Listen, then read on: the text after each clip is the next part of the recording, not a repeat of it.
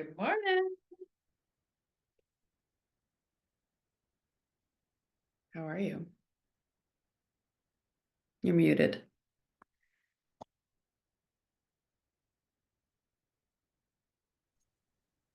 I woke up with a sore throat. I think I'm going to be fine, but you let me know. I did the same thing. I woke up with a headache, Oh and no. I've been. I feel pretty good right now. I had a little nap at like 8, Yeah. Mm. just to close my eyes. Not really even a nap, just like a meditation with my eyes, like to let it all. And it feels pretty dispersed right now. Yeah. Good. Yeah. So we'll see how we do, and Yeah. we can. Oh, Yeah. yeah. Sounds good. I like that. Yeah. How's your week been? I It's been passed my absolutely nuts. and I don't have a feeling of what Kazini did to me. That's fine. Sometimes it doesn't mean that there's going to be like this like moment where you feel something like super deeply. Usually it's like an overall essence. Although sometimes there's like things that really do make you feel it deeply, you Yeah. know? And honestly, like, I think it's just the theme right now for you. yeah, yeah. And it's an important theme. And it was my Yeah. last day in Beaver Lodge with my core family. And it very well be it very well could be the last time that the five of us are together. Like who knows, right? Maybe it's not gonna be. Jen's like on a new path. She's gonna come home more often. Yeah. But yeah. Tell me about your week. Because I asked you and then I interrupted you. Um, I want to say last week was like a huge emotional week for me. Like, a lot of my deepest fears have been like surfacing and memories like related to those fears. But I think it's coming up not because like that's how I'm meant to live, but it's like how I've always lived and how my parents have lived, and it's for composting so I can move into something new and kind of let go of those old patterns. It's like, here's the old patterns. They're really visible. You can feel them to the deepest degree. Like moving forward, that's not going to work. And it's not even that it's not going to work. Like, if I'm going to step into my true power, those things cannot coexist at the same time because they are different belief systems. Yeah. And also this idea that trauma only resurfaces when it knows that Mhm. you have capacity. Yes. So it's only like you said, it's coming up to not do anything other than process. I It's want to say that's actually not true. Trauma okay. comes up whether you have capacity or not. Okay. Okay. Because a lot of people can get stuck in like PTSD cycles and they never come out of them like fully. Like they'll get triggered and it can be like a cascade response for a couple weeks, but like the cycle they keep getting triggered, right? And so it's um repatterning the brain takes time and you have to lean into what is secure for you and make conscious effort and intention on aligning with that. Yeah. And So that is do deep you feel work. like you are doing that? Yeah, I Yeah. do. Yeah. Yeah. But I Yeah. just want to say, like, capacity isn't always A the factor, prerequisite. Yeah.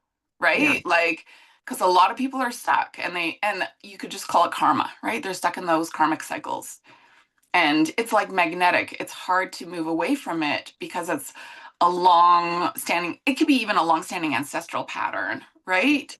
And so there is a force that pulls you back into it. And so to overcome that, you have to figure out what will make it lose that magnetic pull. And sometimes it's over time. Like, I don't know if you ever seen that video of it's called like healing, and there's like a glass of wine and someone puts it in the sink and then they turn the tap on and they start filling the glass of wine with water. Well, it takes a long time for the color to disperse and for it to become clear, like a long, long, long time, right? But when you consistently fill yourself, change happens. And it's not always visible initially. Yeah. Yeah. Yeah. We're gonna be fine today. Yeah, we're gonna be fine. We're gonna be totally We're fine. gonna be fine. I feel like I might take my glasses off only because every time I look, all I see is the ring light reflection in them. Yeah, that's bad. You don't want that. Just annoying. Yeah. Yeah. Um, so I did I'm getting good at doing is Oh, put stuff into Chat GPT and just came um came up with sort of the feminine traits like lineage. And I was looking at some of the questions like define feminine traits. Like I was thinking I would just refer to this if I ever feel like there's a moment where I don't know what my next question is or I yeah. don't know how Yeah. to go. But I other than agree. that, Yeah. like it's in my subconscious, this list. Yeah. I've read it over, it's in my subconscious. And I think that the feminine would say, you guys got this. So I think so too. And I think let the flow happen. part of the divine feminine is all about flow and the unconscious, right? So we can support our masculine by having cheat sheets, but we don't need them. Yeah, yeah, exactly. And the masculine feels that security with the cheat sheet, Yeah. but feminine's like, okay, good for you. I'm glad you're here. I'm glad you feel confident. And maybe that's one of the traits that we'll end up talking about. Mhm. Yeah. I might move one of my stickies because I actually have the yin and yang symbol on I have it sitting there. So Perfect. I can have a That's peek at it if I ever need it. yeah, because I think we have to start with the yin and yang because that literally is the essence of both, and you can't talk about one without talking about the other. Yeah. Yeah. So it's there. It's sitting there, ready for us to make it part of our conversation. Yeah. Okay. So do you want to do a drop in first and then I Yes. introduce us? Yeah, Yeah. I do. Okay.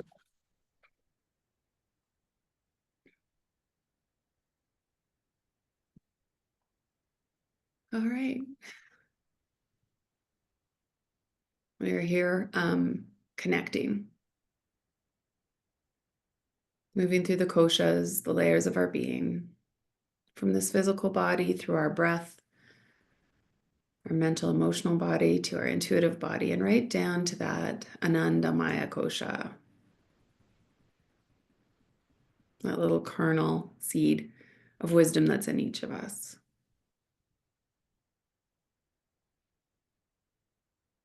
And we're feeling the line of communication sort of invite every layer into participation,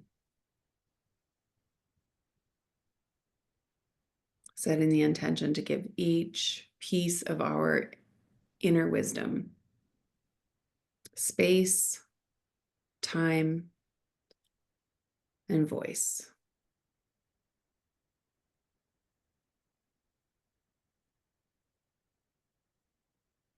Knowing that the universe knows even more than we do what needs to be said today.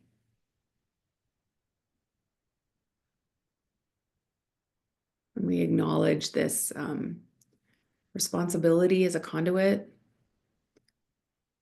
to help translate and um, explain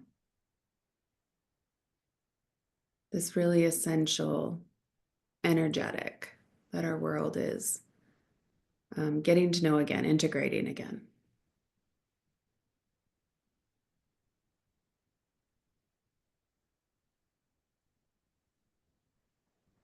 We just want to invite our highest self here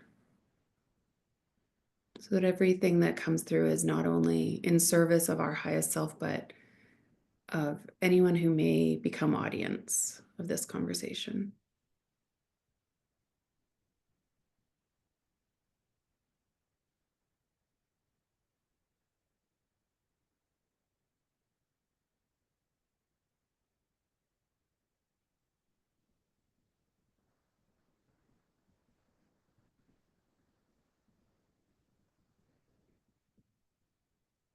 Deepen your breath.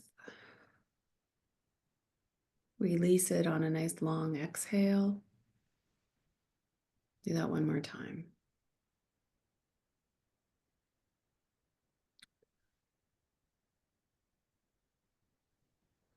Is there anything else, Chelsey, that you want to add before we?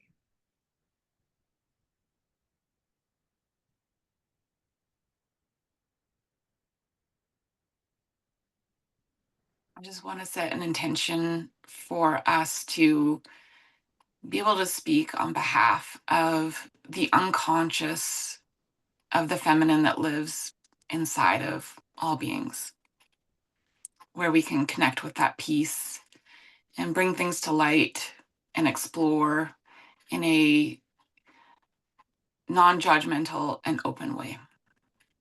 Mm.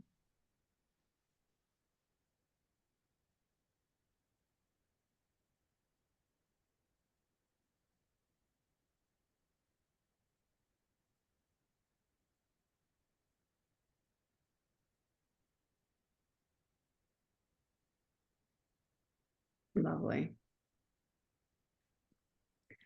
Right. Well, we're already recording, so I can just note that it's 9:13, so we've probably been recording for 13 minutes. All right. Welcome, everyone, to this episode of the Sister Science podcast. Chelsey and I are gathered here again today. Chelsey and I connect in with each other when we know we have something to process. Sometimes it's an idea that we need to give some voice to, that we need to sort of play around with, and that other person becomes our set of ears and eyes and helps us give oxygen to the idea. And other times it's being able to name a block that we're bumping up against and help dissipate or understand or have connection to whatever that block is trying to say to us. But this is sort of how we use our friendship. Yeah. And we really do. We use our friendship to connect into a way of processing life that feels very feminine. It Mhm. feels very intuitive, and it's something that we're wanting to even understand ourselves more. What is this magic that's happening when we come in collaboration to have these conversations? So today, as we come to this podcast, we want to discuss the traits of the feminine, the traits of feminine energy, and the traits of this um, unconscious, flowing, unstructured energy that is rising right now and is helping us. Um, I don't even know what it's helping us to do right now, but there's the stage, there's the context, and yeah, thanks for being here. So Chelsey, like I want to just start right now. Like, can you help us define the feminine or feminine energy? Sure. First, um, first, I would like to just put a preface out there. We're talking about the feminine, and to talk about the feminine, we also have to talk about the masculine. And when we talk about these two subjects, we're talking about them in a fairly black and white manner, and we're referring to both that exist in both men and women and non-binary people.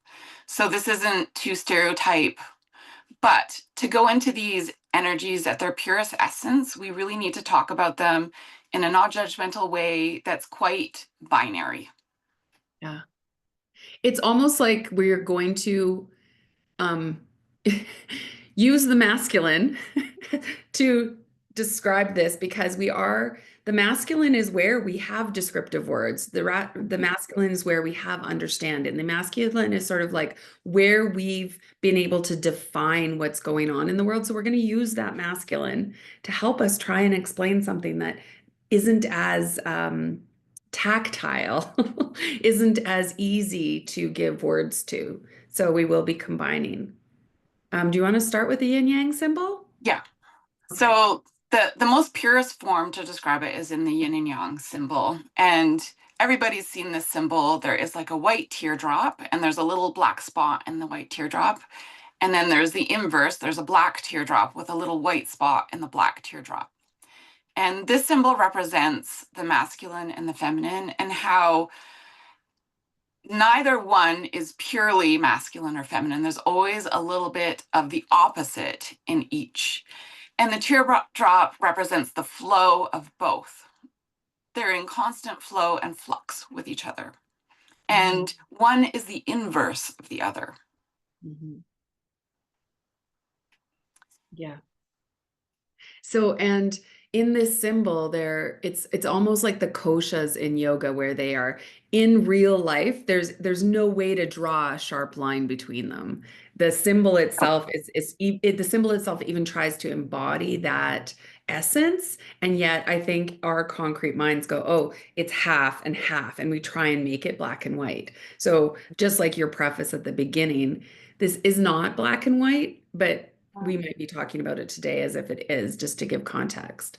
So the masculine in each of us is the the structure, the linear, the data, the knowledge. I always think of it almost like it is the understanding that we have in this world, that we've been able to draw meaning out of what's happened in the world. So, all the scientific discoveries that man has made is basically bringing the unknown into the known. And our masculine world that's what it's good at doing, is taking sort of our human understanding and bringing it into something that's known. And we really do in our culture place extreme value on what we know, what we can prove, what we have evidence for, and what we put almost all our eggs in that basket. We can prove this, therefore it is evidence-based, and we are going to absolutely honor what we know. And the feminine is sort of chaos. It's sort of the stuff that we haven't yet figured out. We don't understand how it works. It's more elusive. It's not as, like, we don't know the process. We don't know. Yeah, we haven't been able to externalize it, to name it, to understand it. How else do you want to explain those two? I like to bring it back to like ancient archetypes, because I think if we're going to explore these subjects, we have to go to like the root of what both essences were. So with the feminine, like the feminine is receptive, the feminine is the receiver, it is the life creator, right? It gestates life within itself. We as women, we don't get to decide, when we get pregnant, but life gets planted within us, by chance, basically. Obviously, there's a few things that take place, but The masculines learned to control what it can control. exactly. Where the masculine is initiative, it's action based, it's about what is here now and what can be seen. If we look at it in astrology terms, the masculine is represented by the sun, the vibrancy, the predictability of the sunrise and the sunset every day. We have like minor differences in the cycles of the seasons, but we always know the sun's going to rise in the morning. It's always going to set in the evening. It's really predictable. Yeah. Women, on the other hand, the feminine is represented by the moon and by Venus. So the moon is very cyclical. Sometimes you'll see the moon out during the day, right? And it's a little bit of a surprise. Sometimes you don't see the moon rise at night. You're like, where is it? Where is it going to be in the sky, right? And then it has all of the different phases. And the moon reflects the light of the sun. Yeah.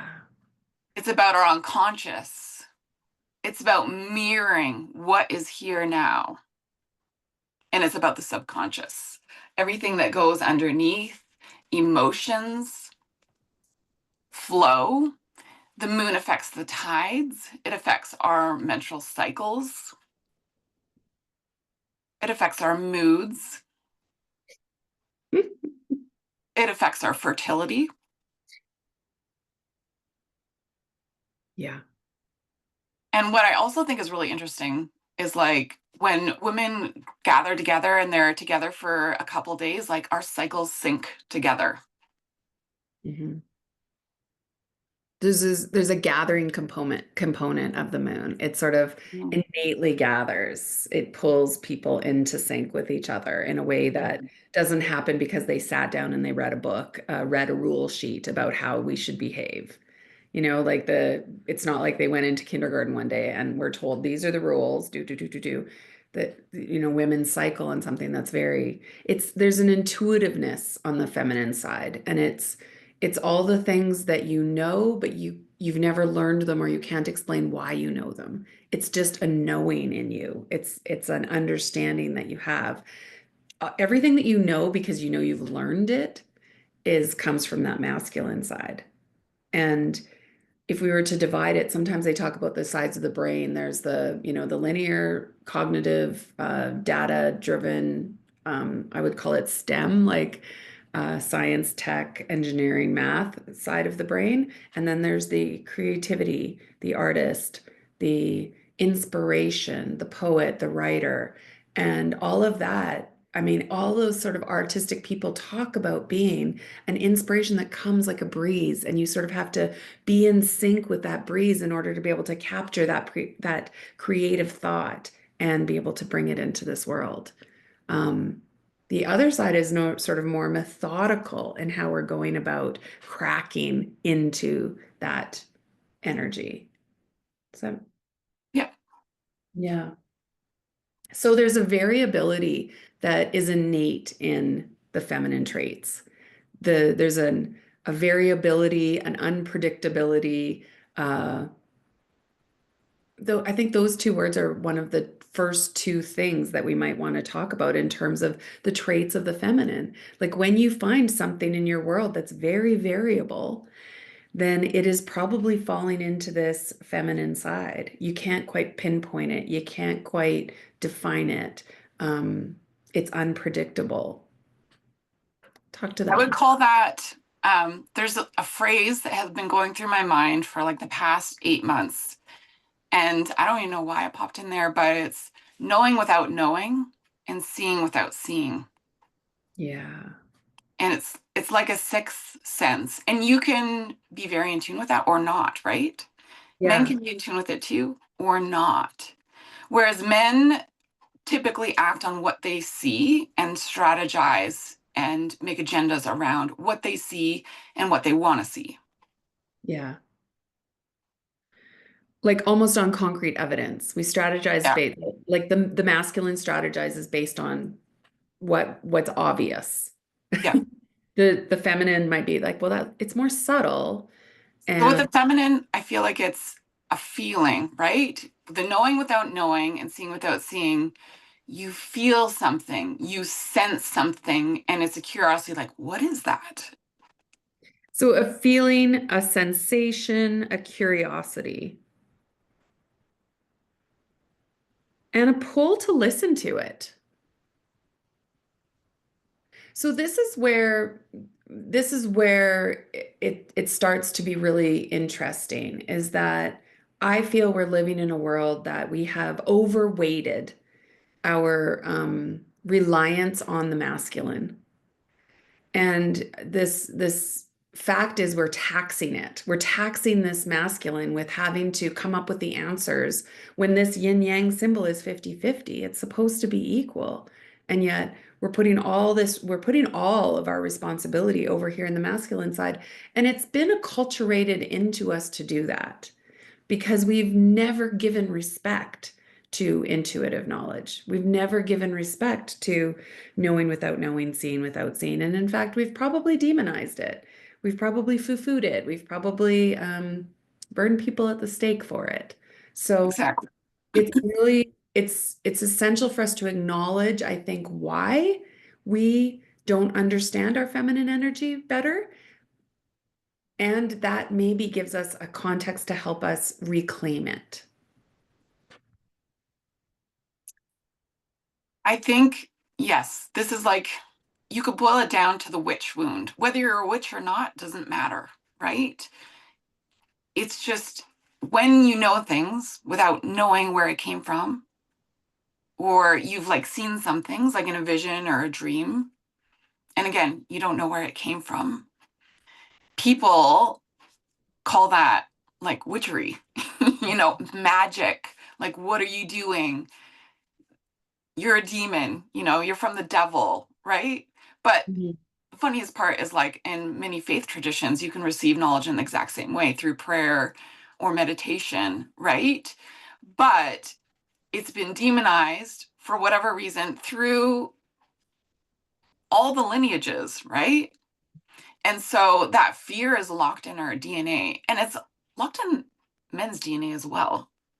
Yeah, absolutely. This comes from religion, it comes from colonization, and it even comes from the rise of modern science Mhm. and the idea that anything that can't be proven and evidence-based in modern science is not reliable.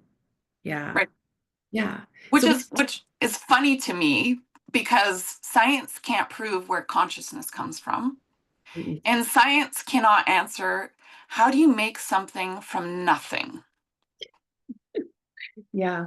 I mean, but right from the way we organize our world, because we've given so much of it, even as we go in to learn more, we've been given this false idea that that knowledge makes us masters. That knowledge makes us more important, that knowledge. And then the person who gets to disseminate that knowledge, whether it's the professor at the university or the judge at the bench or the doctor in the office, that person holds a great amount of esteem because they have gathered as much knowledge in that scientific way as they can.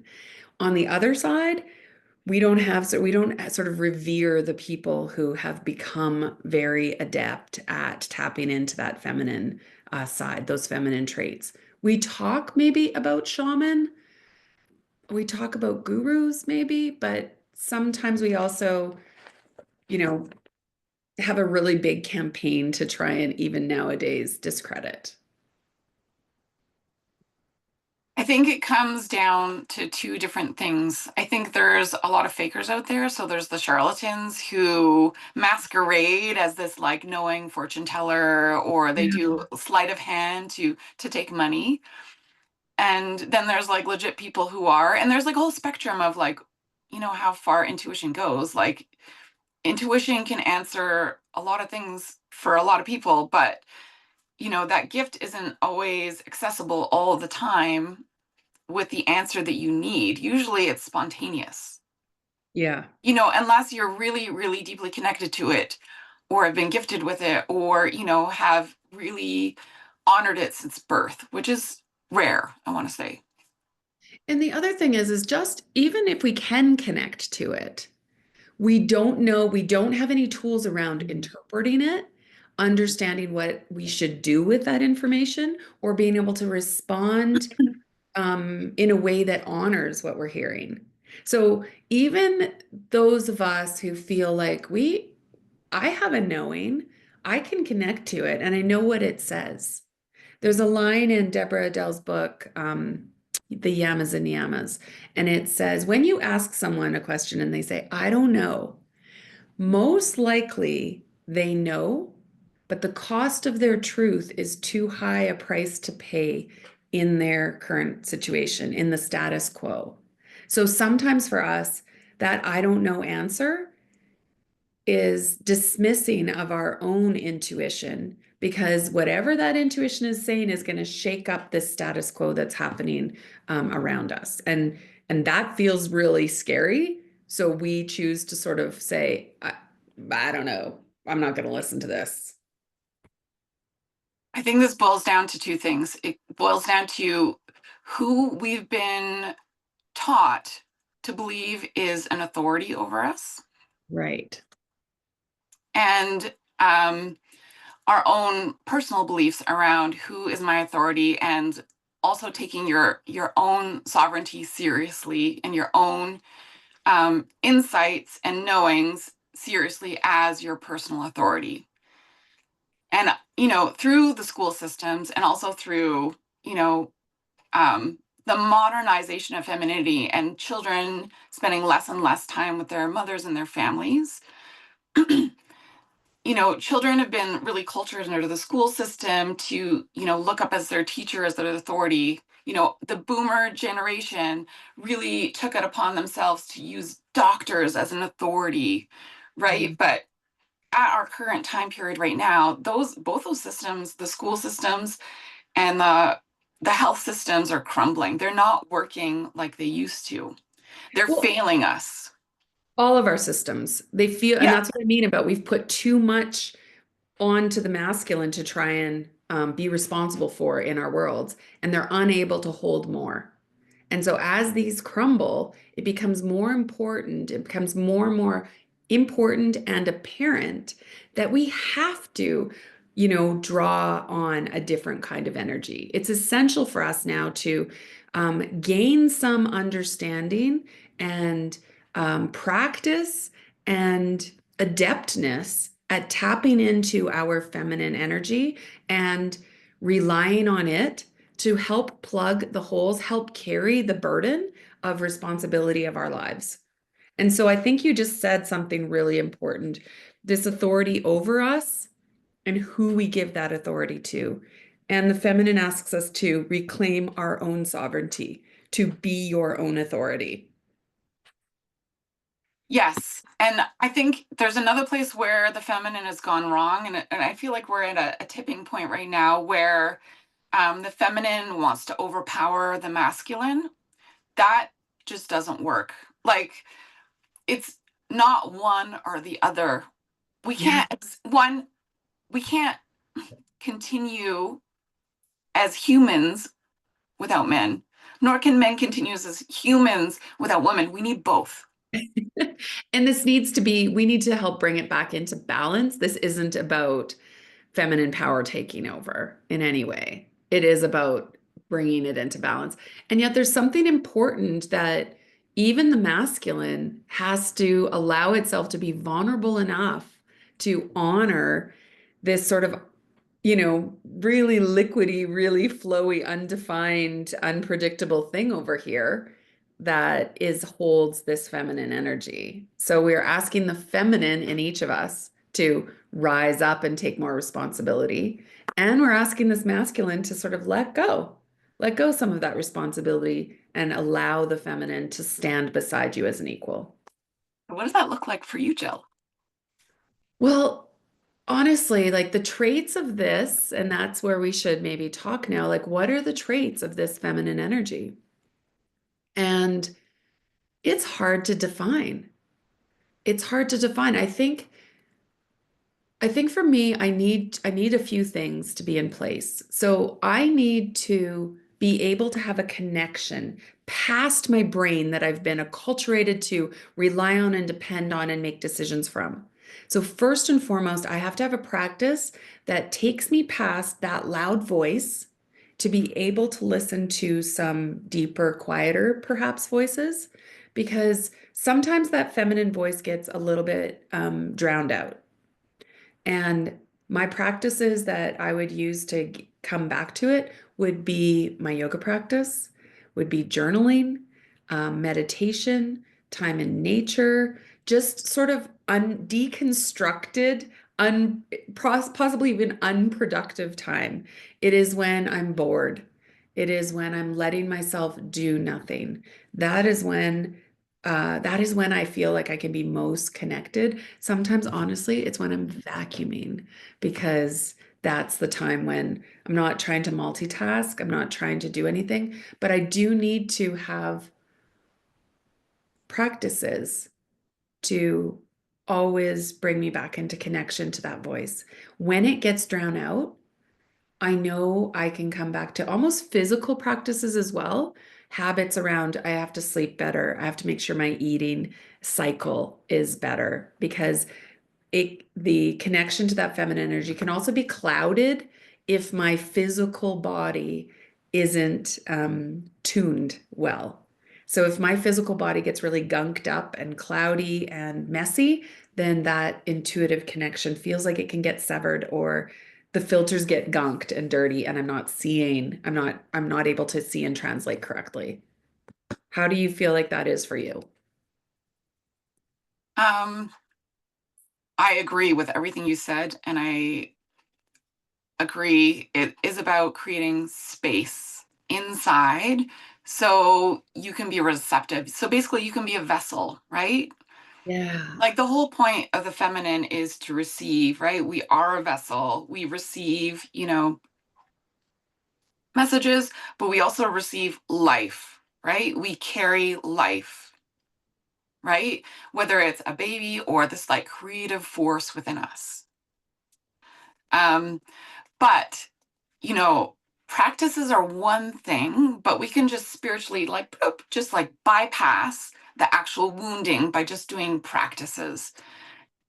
Not that we aren't addressing them with practices too, but I think we need to get to like the nitty gritty stuff of like what has been really wounded and has a hard time showing up and being perceived, Mm, okay. Keep right? going. So I feel like one of our tactics as women that we've done like the past 100 years is we try to become men, Mhm. right? Yeah. So instead And of owning so, our own power, we try and mimic the masculine. and in a way, when we do that, like not that we can't do some of those things, right? But when it comes out of balance and when it comes to, prove something or be some, wear a mask that you're not that, when it gets to that level, what part of you are you abandoning and rejecting in the process where men actually aren't the problem? It's yourself getting in your own way. Would you say that this contributes to the fact that autoimmune issues happen like majority over 80% to women because we're trying to be something we're not? Um, We're trying to fit into a yes, world we're that trying doesn't to, accept us the way we we're is. We are. so here's one of the gifts of being a woman is women just know what people need, right? Like when you have a family, your husband might invite a coworker over and you need to clean the house before he comes. He doesn't even have to ask, right? But when you tap into that gift of being a woman all the time and you're serving others over and over and over again and neglecting your own needs over time, you fall into um, decline, right? You lose your spark and your energy that's really within you. So and maybe that is something that we need to notice is when we don't have proper boundaries, when we are people pleasing, when we are in service of others, but we have lost our connection to service to self. And we call that even selfish. Mhm. And it's almost like we get to wear this badge of honor when we're selfless. Yeah, And there's yeah. something about the feminine that it's sort of demanding of you. It like your feminine side wants your attention, it wants care, it wants yeah, it wants your time and your space.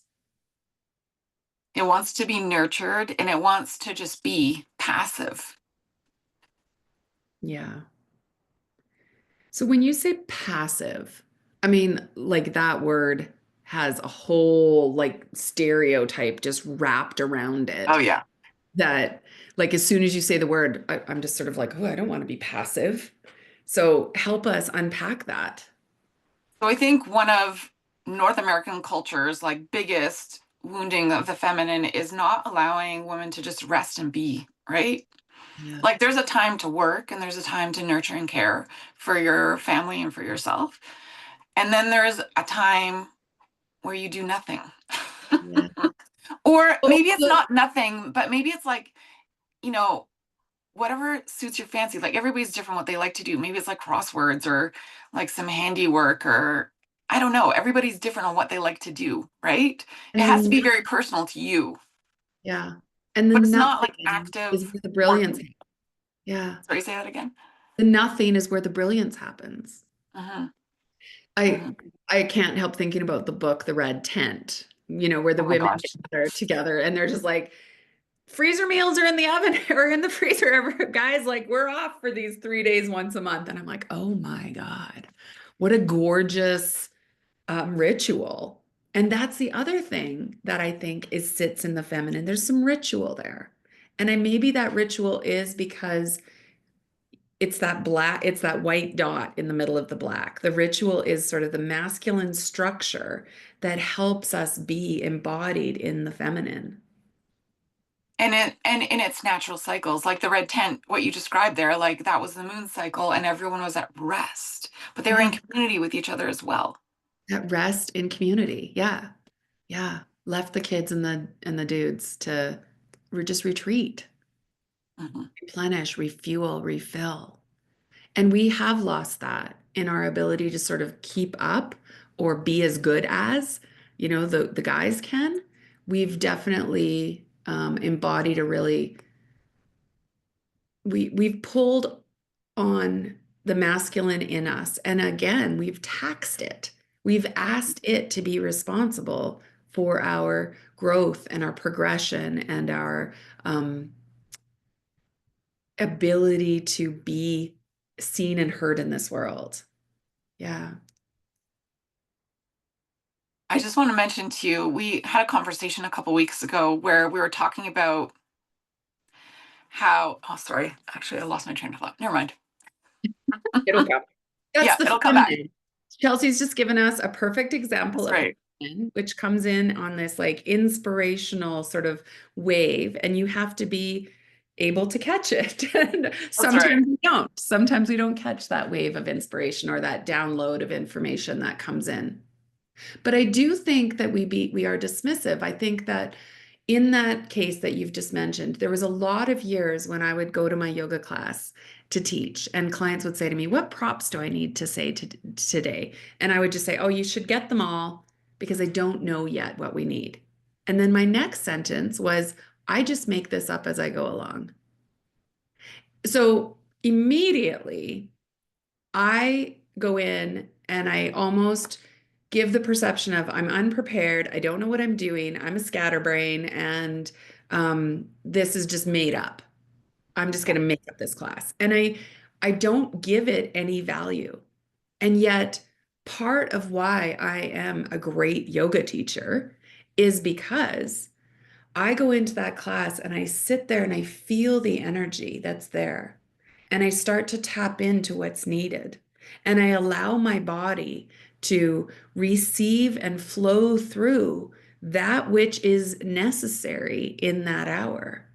And I might not know at 10 to 9 what poses that I will be doing, but I'm getting a sense of how fast this class is going to be, how strong this class is going to be, how much balance do we need, how many rest poses are necessary today, what sort of breathing technique is going to help and support this room. And none of those answers to me come from my pre-planning on my page. I might have a little theme in my head or some poses that I thought we might teach, but it might go all out the window as soon as I show up. And so my new way of speaking about that is that, like I download what this class needs and I'm trying to own it. I'm trying to own that feminine comes through me and I get to be a conduit of it without necessarily consciously being able to articulate ahead of time what this might be. So that might be another example of feminine. I think that's perfect. I think flow is the key word. Being in relationship with flow, being in relationship with what you're receiving in the moment, with the people around you in the class. The making stuff up, that's a negative way of saying I'm leaning into my intuition. Yeah, it's absolutely. And it's funny how programmed I am to be dismissive of it. So Mm. even noticing it and changing my words around it was essential to me being able to be in flow. But herein lies some of the issues that you and I have identified in the feminine is that we don't have role models to show us how to do this. That's what I wanted to say. You Yeah. have no Go role there. Go model of what there. it actually looks like to Yeah. be fully stepped in the power of the divine feminine. Yeah. Yeah. And so the steps we take towards it are they're like these little baby steps where and kind of the feminine's like that. It's like, oh, you're going to take this step and then I'll show you the next piece. And then you're going to take this step and then the feminine has to be very trusting. We have to trust it. We have to trust in its guidance system. We have to trust that it has our highest self at the best interest. We have to trust that even though when someone asks me and my fear, ego, masculine side is going, I don't know, just say, I don't know. When we actually say what it is, we have to know that that might disrupt the status quo. We have to know that we might be saying something where the response we're going to get is not going to be predictable, where we are stepping into new territory, where we are um, moving into places we have never been before. And it's kind of at our edge. And it's not like we've got blindfolds on, but a little bit. Like, I don't think the feminine isn't the one that's going to be able to do a smart goal where you're like, oh, in 6 months, this is what's going to happen. And these are my goals to get there. We might make that strategy, we might lay it out for ourselves, but then, like my yoga class, I have to be willing to, as I do each step, change course, rewrite the plan, notice that I'm being pulled in a different direction, all of these things. And trusting it, I think, is where we need to build our capacity. To build on that, I think we need to discuss intuition and fear because sometimes they can feel very much the same, and fear can guide you on the wrong path. And so the trick here is to really know yourself, which is where journaling comes in really, really handy. There's something about writing on a page and allowing like your consciousness just to flow and being unfiltered and kind of dumping whatever you're feeling in your unconscious on that page where you can see it in the physical form and see kind of where your fears are really speaking loud and where the truth lies for you, right? Because I think the mistrust lies in sometimes our fear has felt like our intuition and it has guided us on the wrong path and it's guided the masculine on the wrong path. Yeah. And let me just expand that to say that it could be journaling. It could also be grabbing your phone and putting on audio memos and talking to yourself. Yep, Because it's like you and I both journal. So when the words are coming out the end of my pen, I'm surprised by them. Like I am too, it's almost as if I'm every time. seeing, yeah, like I'm like, oh, I didn't know that was in there. And that's what we're wanting. We're wanting to figure out what your conduits are to tap into that which your consciousness hasn't seen, hasn't figured out. And so the practices are the practices that allow you to tap into that which isn't yet conscious. It's under the surface.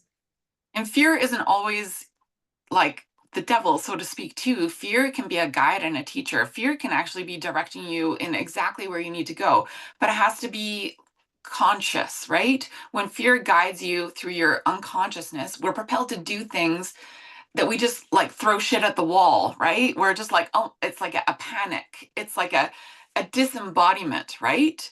And the difference between the fear and the intuition, because intuition can also be equally terrifying, especially when it's telling you to do something that is really not logical. It Yes. might be confrontational Yeah. and it might be like out of left field, Yeah. right? And you have to step into that and give voice to that and stand with it. Fear, um, fear and intuition. Fear comes from a place of contraction. And when this is how I differentiate. So for me, fear is like it's a contraction. It's my breath isn't quite as big and open. Um, and intuition, usually I've got like an inner fire burning around intuition. And it feels a bit like my intuition can almost be, I don't know. It's got a different grip around it. And I want to say that it's loving. I want to say that it's a bigger open breath, but it's like you said, it's not always like that. It can be as terrifying, and yet there's a different source behind it. I can feel the difference between them. One has sort of like a protection mechanism around it, and one has like I might just blow this up. Like the fears around the fact that I'm going to create change. And that's what intuition feels like. Intuition feels like this might create change, and that change is something unknown and scary, and I don't know what the fallout of this is going to be.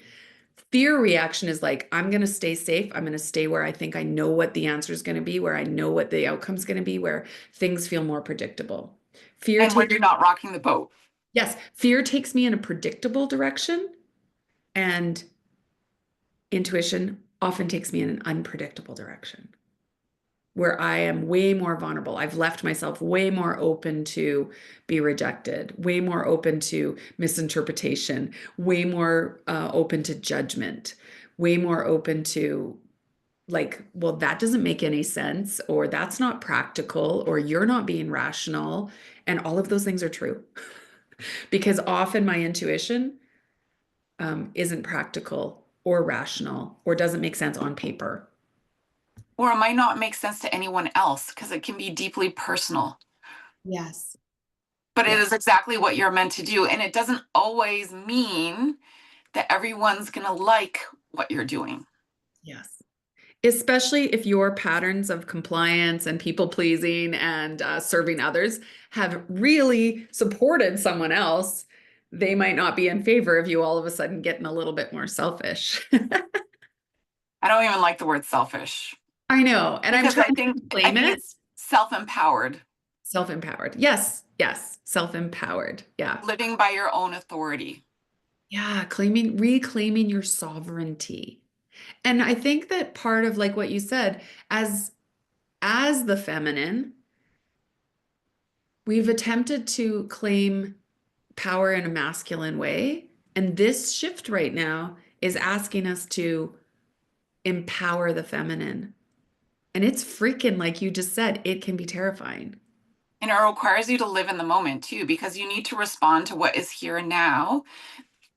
The masculine is about strategizing and planning, and it can be really future based and really past based. We make decisions based on what happened in the past and to predict what happens in the future. The feminine is a little bit more intuitive. The feminine feels the past and it senses the future and it operates in the now. Yeah. So therein lies one of our very first hurdles is that we live in a society where we do not honor present moment very well. And even as even as my yoga practice has evolved and my business around this has evolved, I find that one of the key things that we bump up against is that when we go to be with ourselves, it's uncomfortable. And we don't know how to have a relationship there. And so we tend to want to escape from it. We want to numb. We want to distract. We'd like to avoid. We'd like to sort of not sit with this because that feminine voice, especially if she's getting loud and angry in there at being dismissed for all these years, she's if that voice is starting to be loud, then it's even more uncomfortable to go to be with her. Yes. That's where inner child work can be really, really helpful. Back in 2020, I found this lady online who does inner child work, and you start by addressing your inner child like you were the parent, right? Yeah. And it's a journaling and drawing exercise. So the parent operates with your dominant hand. So for me, that's my right hand. So I would be like, what's going on with you today? Something like that. And then you switch the pencil or pen into your other hand, your non-dominant hand, and you draw out how the inner child is feeling. And it's meant to look childlike and sloppy. Um, and it's quite vulnerable.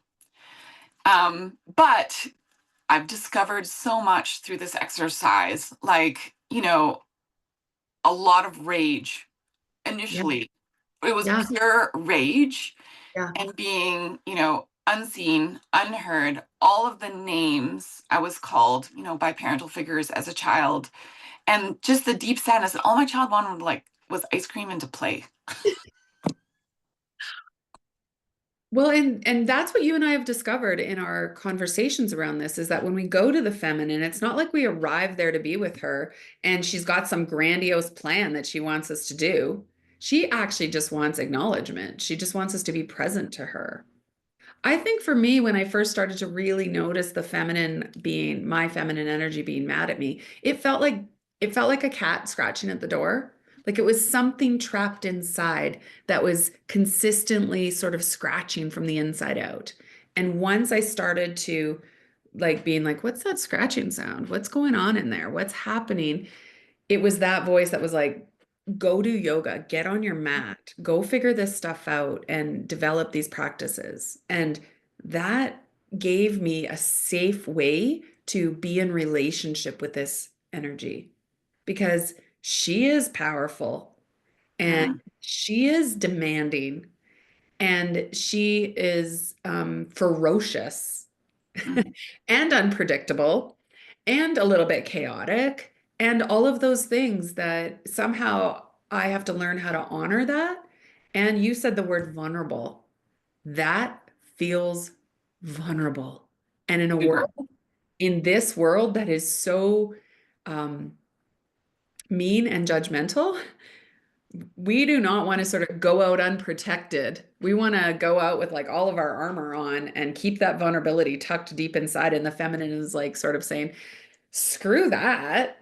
And Yes she's and no. Yes and no. okay. Tell me then. Tell me.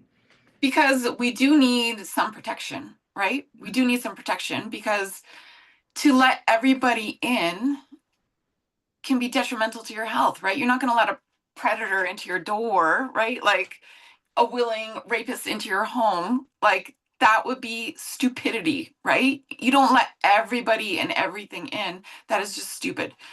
We have to have some boundaries, but not within ourselves, to ourselves. Right. So the boundaries that we create are that which allow us to love ourselves and the other simultaneously. So let me tell you what I discovered through the inner child work because it was a process and I learned a lot over in a fairly short amount of time. When with my first few exercises, I found there was certain people in my life that my inner child did not feel safe with.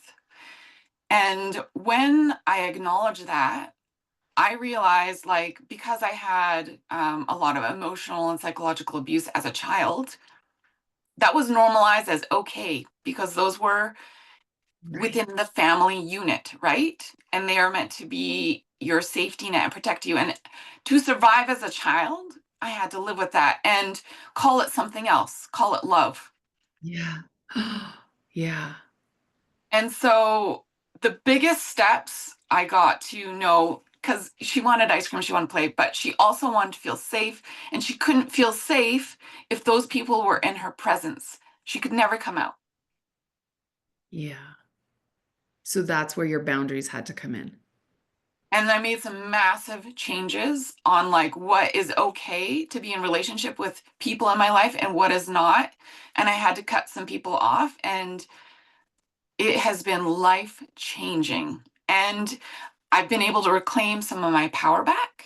And by protecting, because I'm an adult, I can protect my inner child now. I can do now what I couldn't do then.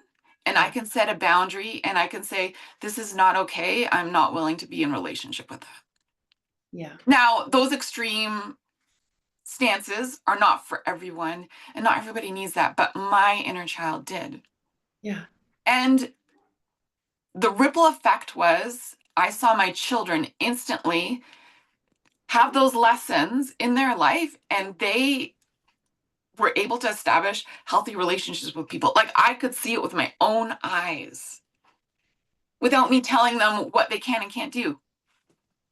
I think right now that one of the key pieces of this is that as individuals, when we decide to do this work, to reclaim the denied pieces of ourselves and to um, claim our own sovereignty, it does feel uncomfortable in our world to set boundaries and quit people pleasing and live by your own authority. But the ripple effect of that is your children, the people who come, who are in your orbit, who feel the ripples of your healing, and that too is feminine. Mhm. That ripple effect it's a flow from energy that um, we can't quantify that. We can't say it's like, oh, they've just passed from grade one to grade two. There's no way for us to sort of do a rubric of Right. understanding. It's just an innate sense. It's an energetic shift. It's a new paradigm that you're offering because of how you are choosing to stand in your sovereignty. I think that you're giving words now to what it feels like. So we've talked about these feminine traits and their elusiveness, and we've talked about sort of the blocks that they come up against in our world. So now maybe let's talk about how it feels to be in the feminine, how it feels to sort of embody these traits and be in be in commune with them, be congruent with these traits. I want to say, like, first, you actually do feel quite vulnerable. Like it's a mixed bag. It's a total mixed bag because when you converse with your inner child in that way, I became way more compassionate.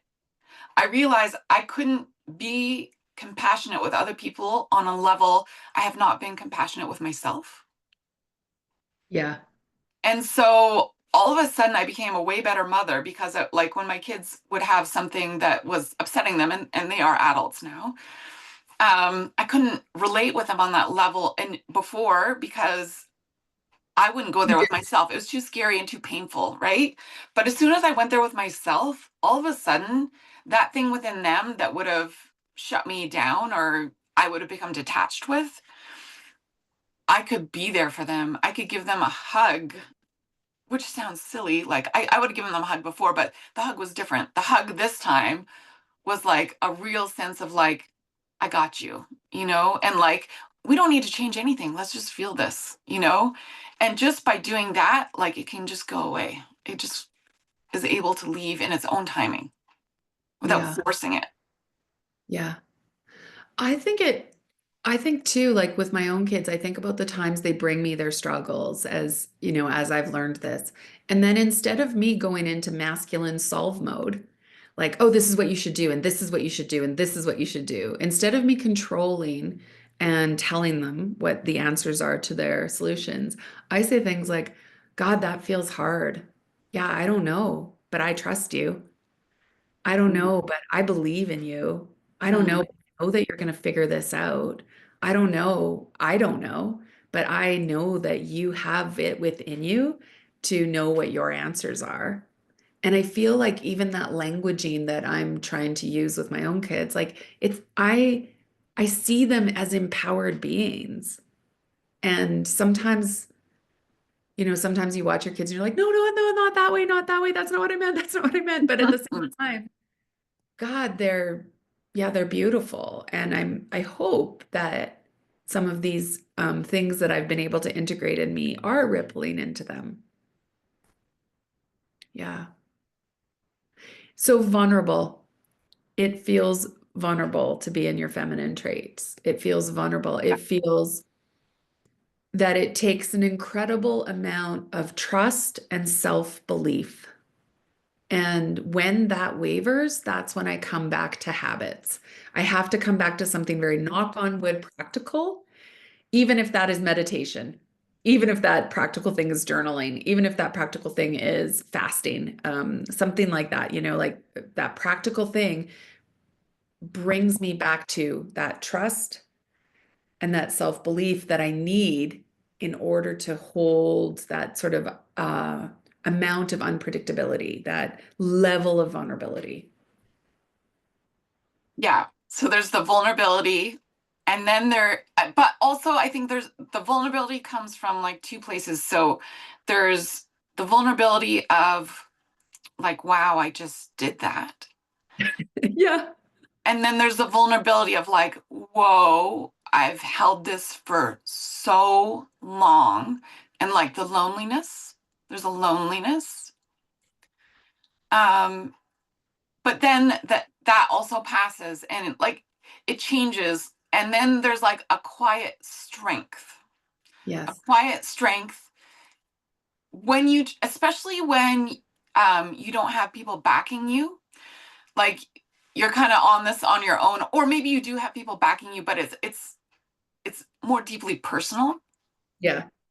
That quiet strength and resolution and like I got my own back, and not in a vindictive revenge way, in a justice and a sovereign way. Yeah. Yeah. I think that's another key piece of this feminine is that she asks you to feel it all. She doesn't promise, she doesn't differentiate. These are good feelings. Have at her. Hang out in this territory all the time. These are bad feelings. These ones are the ones that you want to avoid and numb and disengage from. She says, uh-uh, this is the truth. She doesn't care which feeling, she cares about the truth. And if a feeling is one that we might have labeled as bad, but she's saying that's the truth, she needs truth acknowledged, your truth, your inner wisdom. And even if that truth sort of falls on the side that we might have labeled as not good, she's like, you can't go around it, you can't go over it, you can't go under it, you gotta go, like, you have to go through it. You have to sit with that feeling and acknowledge its truth. Would you say That that's part of I feminine? think 100% that is it. The feminine in yin words is dark, it's Yeah. heavy, it's the shadow side of the mountain. So we bear kind of the burden of these heavier emotions to process them and transmutate them into something else Yeah. in an alchemical way. And she says to us, that truth will set you free. That truth is your path forward. Acknowledging that truth will open up what the next step is. It's almost like that truth is a gatekeeper to, like, if you were in a video game, that's what will open up the next level. You don't get to pass to the next level until this challenge here is resolved. This challenge here is acknowledged. Yeah. She And when you align with nature's cycles, things will pass in their own timing. Yes. I do think that's really true because sometimes we have built this story and that it's going to be hard and it's going to take a long time and this is going to be like we have to go you know, dig through our history and resolve all the past traumas and stuff. And sometimes it can be very sweet. It can be something where it's like, I just needed you for 5 minutes to not shove me under the carpet, to be with me and see with me. And it will release so easily. Think about, I mean, we've all experienced it. We've all experienced sort of like something we've been avoiding. And when we do it, the second we do it, say the things we've needed to say, do the small chore we needed to do, we feel this relief wash over us, this heaviness dissipate. We feel like immediately sort of like huh, well, that was way better than I thought it was going to be. That is probably an example of when we finally let that feminine piece in because it does feel like that. She gets acknowledged and then she just processes and leaves. Yeah. Yeah. We've all felt it. Yeah. We've all felt it. Yeah. Thing Uh, I want to add, there is like two more qualities. Okay. okay. So once you get into the self-empowerment, like quiet strength feeling, if you can really lean into that, like on a like meditative, very like personal way, you get to feel those qualities emanating from within you. And it's very Venusian. It is like that sensory, it's almost, you could almost like, it's a mix between like a deep satisfaction, almost sexual, but like, but not. Do you know what I mean? There is Well, a I'm laughing deep, because you're trying to give words to something that's undescribable, and that's yeah. exactly what feminine is. And the way you're saying it, it's like, yes, of course, I know what you're talking about.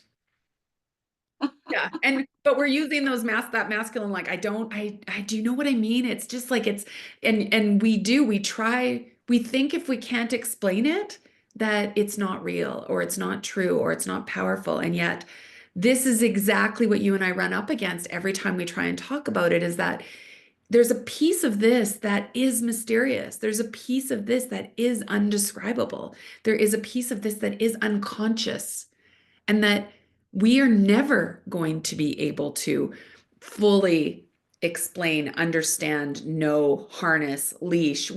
It's the trait of the feminine. If we could do all those things with it, it would be the masculine, but it's not. Okay, so that's one. You have another one.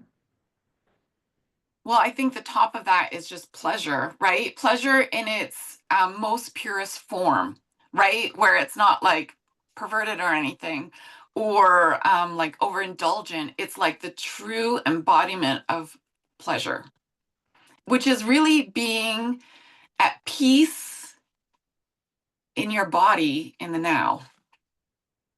It's funny because I feel like some of the words that you've just said really lend themselves well to the yamas and niyamas in yoga.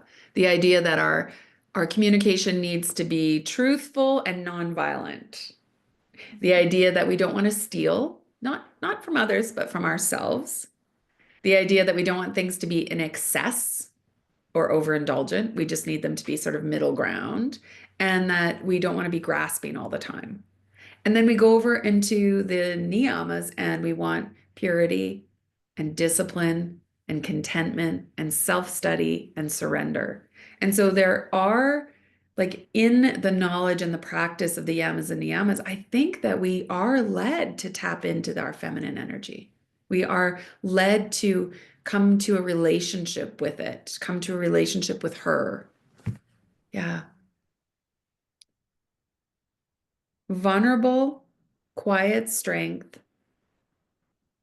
pleasure. Do you want to give a word to that third one? Was it contentment? I think contentment is a good fit, but like that's not quite it. Do you know what I mean? It's quiet confidence. It's like it's that next level of ownership. Maybe it's sovereignty.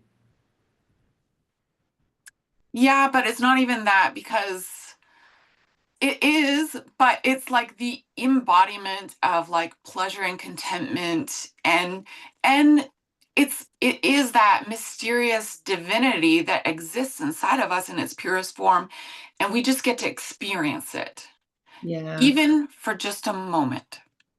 Yeah. And that's what, I mean, in every religion, in every philosophical thought, they have outlined practices that bring you to this place where you just get to sort of sit in the glowingness of that divinity, the pure essence of that beingness, not doingness. And that's what we're asking, I think, right now, is to be able to access it, believe in it, trust it, and follow it. And this where access is a I don't like that word because I don't know that it's it's the practices and the groundwork and the aligning with your circadian rhythm and nature's cycles that allow it to spontaneously become you, right? So Yeah. accessing is like very masculine, like you can just grab it off the shelf. I don't know that you can grab it off the shelf, but you can cultivate it. Yeah. Yeah. You can grow it. Yeah.